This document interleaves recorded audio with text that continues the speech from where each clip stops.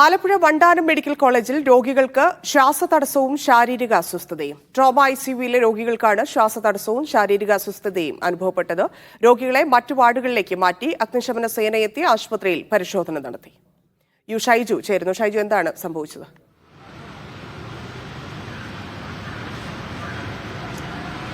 Dhanya, Alappuzha medical കോളേജിലെ trauma ഐസിയുവിലാണ് ഇത്തരം ഒരു സംഭവം ഉണ്ടായത്.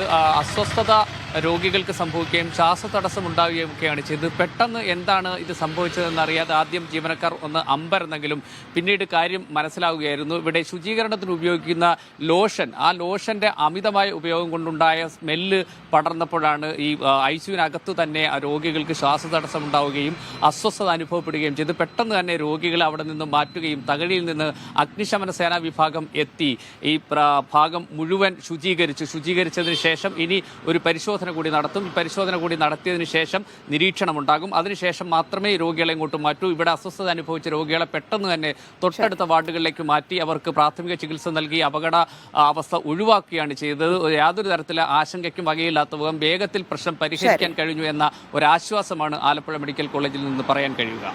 ശരി ഷൈജു.